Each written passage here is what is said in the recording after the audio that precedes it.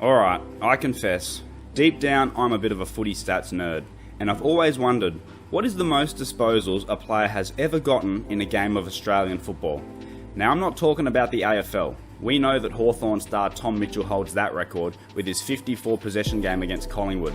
That was one better than the record set by the legendary Greg Diesel Williams in 1989 and later tied by the little master Gary Ablett when he was at the Gold Coast.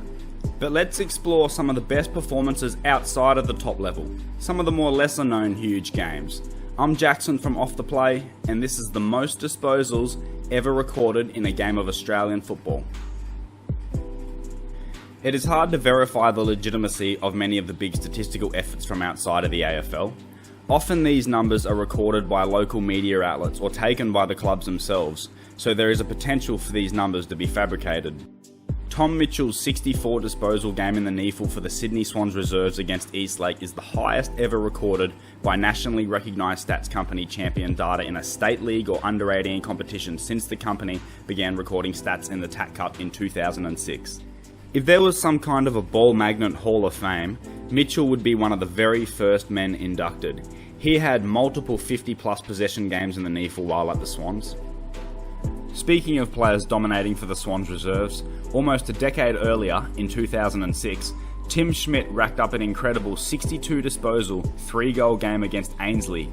Schmidt spent a handful of seasons on the Swans list, featuring in 17 games, but found it difficult to break into their strong side. Before being drafted by Melbourne, Aaron Vandenberg had a 56 possession performance for Ainslie against Eastlake.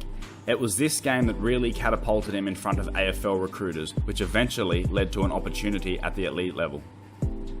In 2019, Tom Rockliff tied the record for the most disposals ever recorded in a SANFL game when he gathered 57 touches against North Adelaide.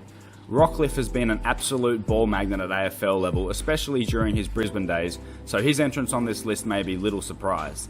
That afternoon against the Roosters, he gathered 27 kicks and 30 handballs, equaling the 57 possession effort set by North Adelaide player Daryl Hart against Sturt in 1990.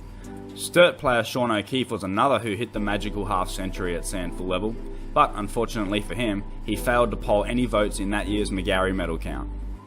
Former Carlton player Andrew Carazzo used to rack it up in the VFL when not selected by the Blues.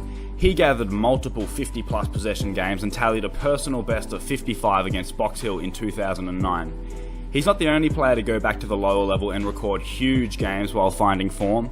St Kilda's Jack Billings gathered 54 possessions and kicked 3 goals against Frankston in 2018. An interesting side note to Billings' game was the fact that Frankston's coach was also St Kilda's ruck coach, and the Dolphins refused to tag the Saints star despite his obvious dominance. Special mention must be given to the performances of Richmond's Sam Lloyd, who had a 48 possession 4-goal game, and Melbourne's J. Kennedy Harris, who had 47 touches and 8 tackles for Casey. There have been a couple of big unverified games from the TAC Cup / NAB League, but like most historical information about this competition, it is very hard to find. One player of note though was eventual 3-time SANFL McGarry medalist James Allen. Before moving to South Australia, Allen averaged close to 40 possessions per game at TAC Cup level and once recorded 54. He had a handful of massive games in the SANFL too, including one time racking up 32 possessions in the first half before finishing with 46.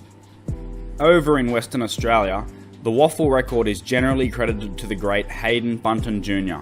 However, his exact tally is up for conjecture. This game was way back in 1962 and apparently only kicks were recorded. He has been credited with having 54 kicks by some places, and a newspaper article the following morning gave a glowing account of his performance, stating, "Seldom has one player dominated a match so completely, and many spectators were wondering just when he would stop getting kicks." Some have his tally even higher, with the book Urban Footy Legends claiming that number was in fact 88 kicks, as Bunton himself explains. South Fremantle coach Marty McDonald explained that he had come up with an idea to tag me based on the number of kicks I was getting.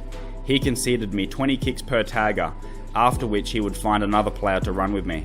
At the end of the game, I was onto my 5th opponent and Marty's pad had 88 ticks on it. Whether or not you believe this man had almost 100 possessions in a single game of football, it must have been a huge day out.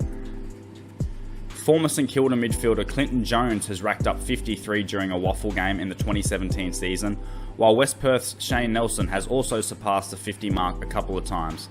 East Perth's Peter Spencer was another huge ball magnet of the 70s and 80s, along with players like Steve Malaxos and Peter Featherby. But what about outside of the state leagues, you ask? Well, that's where things start to get a little fuzzy. Damien Sexton's 72 possession game in the Pocola and District Football League was widely reported, as was a 61 disposal 6-goal effort from Seymour's Jason Cole in the Goulburn Valley Football League. Former Carlton player John McCormick had some huge games in the Ovens and Murray competition during the mid-2000s. He had a 3-week period where he averaged over 50 possessions for Wangaratta, and in one of those games had a whopping 22 touches and 3 goals to quarter time. But then things can get complicated. When Ron Edwards broke the all-time record for the most goals kicked by a player in a single game of football in the East Gippsland Football League back in 1950, he booted 43 goals 12 and 2 out of bounds. That's at least 57 disposals, and you'd think there'd be a couple of midfielders in that game that would have gathered a few more. The reality is, we will never know the true number for the most disposals a footballer has gotten in a single game. Do you think someone has ever reached the magical 100 mark? Surely somewhere, in some league, at some point. What big numbers have you heard of? Please let us know in the comments which games we have missed, and if you like the video, do not forget to subscribe. Thanks for watching.